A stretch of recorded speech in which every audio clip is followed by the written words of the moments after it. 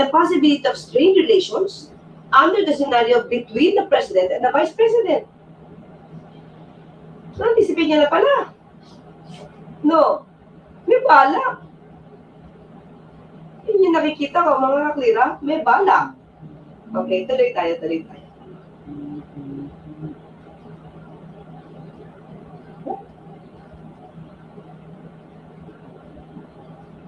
Group para sa seguridad at intelligence work ni VP Sara. Siya daw mismo ang nagpakilala at nagrekomenda kay Colonel Dennis Nolasco na isa umano sa mga estudyante niya sa Presidential Security Group. At si Nolasco naman ang kumuha ng serbisyo ni Nooy Colonel Raymond Dante La Chica para pamunuan ang Vice Presidential Security and Protection Group. So ito sa La Chica, mga ka-clear, ito yung di umanong kumuha ng payment. Yung 125 million na confidential funds, dito ibinigay kay La Chica. Inutos ni VP Sara. According to Ma'am Gina Acosta ng OVP. Ito naman si Colonel Dennis Nolasco, dito rin ibinigay pera. According naman kay Fajardo.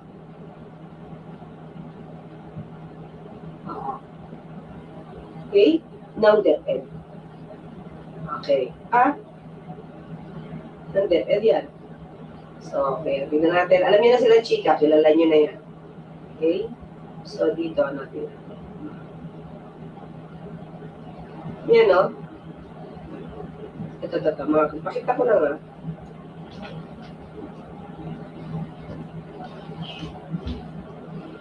Vice President at DepEd sa Kamara ng mga tauhan ng Office of the Vice President at DepEd ang mga tanong kaugnay sa issue ng confidential funds.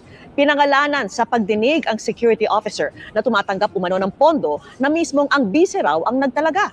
Nakatutok live si Joseph Moro. Joseph.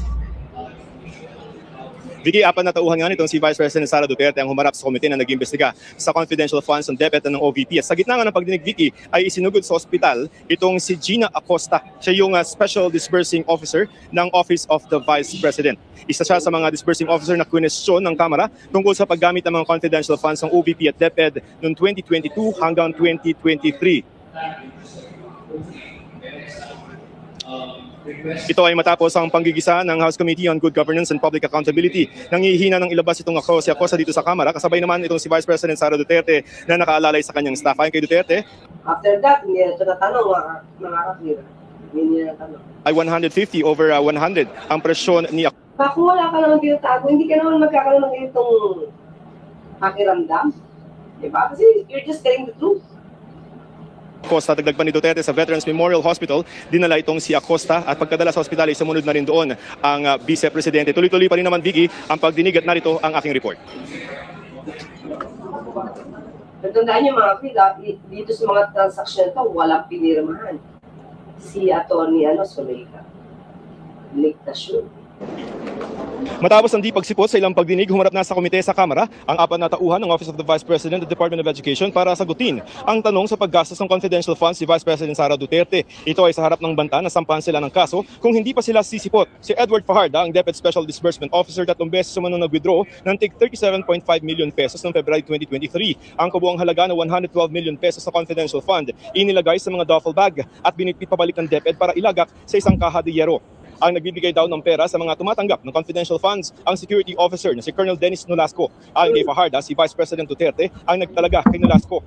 Mr. Chair, kaya kailangan niya ng sarili niya, tao niya, PSPG. Para sa ganito, lumalabas mga kakli, di ba? I was informed po ni VP Sara na may i-designate po na security officer. Ang instruction ng galing po kay VP Sara po. Tinanong namin ang Vice Presidente tungkol dito. This is the reason why we don't want to discuss confidential funds, and yan kaya may batas na bawal pag-usapan ng confidential funds. We will wait for Colonel Nolasco. Di ba? Colonel Nolasco. Sa kanya nagpunta yung pera. Sabi ni Fajardo sa komite, hindi niya alam Pagdating naman sa OVP, napunta kay La Chica. Kung kani-kanino ibinibigay ni Nicolas ang perang inilabas niya. Base sa liquidation report ng DepEd, nagbigay ang DepEd ng confidential funds sa 7 lugar kasama ang Makati, Davao, Negros Oriental at Occidental.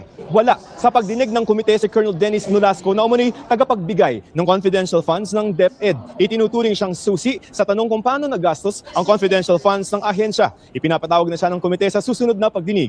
Sumalang din sa pagtatanong Special Disbursing Officer ng OVP na si Gina Acosta. Siya ang pumirma sa disbursement voucher at kumuha ng cheque para sa 125 million pesos noong December 2022. Ang pera winidraw sa Land Bank Show at inilagay sa 4 na traveling bag at dinala sa vault sa OVP. Tinulungan pa raw siya ng mga guard na bitbitin ng mga bag pero itinanggi ito ng mga guard. Vicky, bukod kay Fajarda at Acosta ay nakasalang ang 2 pang opisyal ng DepEd. Kabilang dito ang asawa ni Fajarda, itong si Sunshine na dating Assistant Secretary ng DepEd. Ngayon si Sunshine ay tumanggi naman na sagutin yung mga aligasyon ng pagbibigay ng bribe o yung mga sobre sa ilang mga opisyal ng DepEd. Vicky? Okay, mga Chris, so yan medyo tumutumbok nababanggit na yung Dennis Nolasco. Okay, balik tayo tayo sa Naging pagbubuga. katrabaho niya umano sila Nolasco at La Chica para mag-transport ng malalaking halaga ng pera sa iba't ibang tao. Batay na rin umano sa utos ni VP Sara. Isang duffel bag umano na puno ng pera ang dineliver sa isang comedy bar na pag-aari at binibisita ng mga alumni ng San Sebastian College of Law na nasa Timog Avenue sa Quezon City. Mayroon din umano siyang dineliver na duffel bag na naglalaman din ng 33 hanggang 35 million pesos sa Cabuyao, Laguna na laan para sa isang mayor. Nasa 80 million pesos naman ang idineliver niya sa parking lot ng malaking mall sa Mandaluyong kung saan kaparehong paraan ang ginawa niya sa ombudsman na iiwan ang sasakyan na naglalaman ng pera at iniwan ang susi ng kotse sa ibabaw ng kaliwang unahang gulong.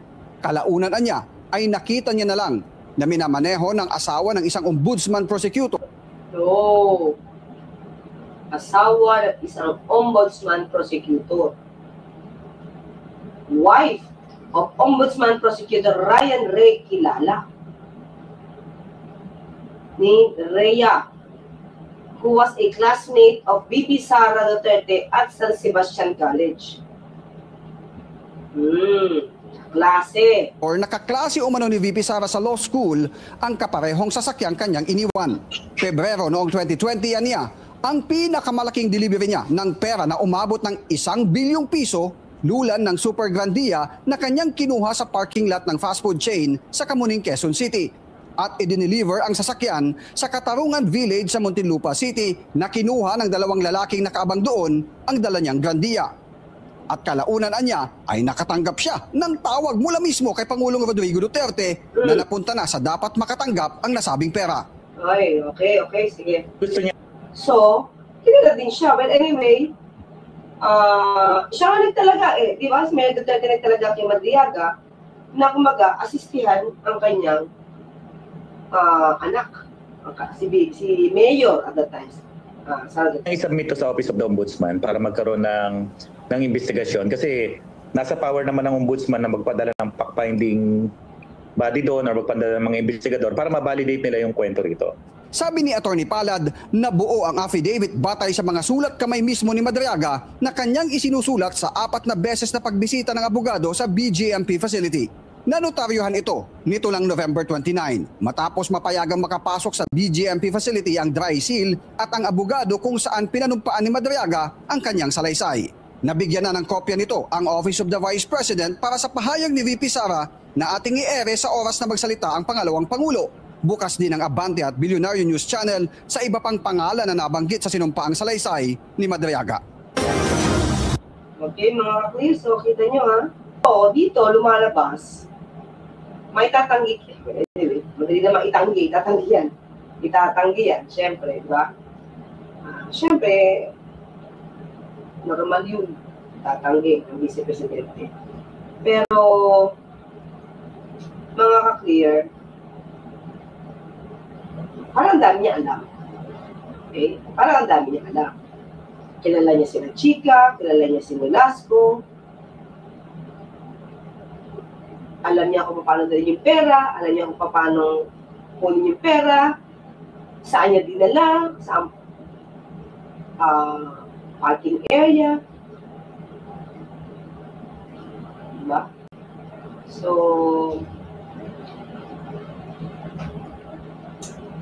Anyway, tingnan natin mga klira. Kasi sabi nga natin, yung ibang mga kwento dito, tumutugma sa sinabi ni Senator Trillanes. Tumutugma din doon sa mga na-imbestigahan. Pero still, dapat kapag nakakasuhan to ng kaso, ang vice-presidente, dapat manindigan siya. Dapat malakas ang loob niya. Dapat hindi siya mag-falter. So doon pa lang talaga sa magnetic lifter na puno na may naman daw na shabu, mga kapatid. Doon pa lang magtataka ka na kung bakit hindi ito na-resolve. Diba? Hindi ito na-resolve. At hindi na ito nakita. At mismo pa yung BOC sabi, ay wala, walang droga. So yun pala ay kino-connect kay Mans Hatfield. Diba? Pero dati, di ba, meron pang connected dito si Pulong Duterte at saka si Michael Yap. Okay? Nakaka-clear? So yun ang pinaka-latest ha. Medyo mainit ito. Bagman mismo nagsabi, siya pa yung tumulong. Vice-Presidente, alam niya saan galing yung mga pondo, sa Pogo, at saka sa drug loans. Iba pa yung confidential funds na nakuha. Diba? Tingnan lang natin mga kapatid. Nakita ko naman sa inyo yung ibang mga connect na kwento patungkol dyan. Okay? So, hanggang sa muli, magkita at magkarinigan tayo. Ako po sa Tony Greg Caso, papalala, magtulugan yung karapatan. Bye!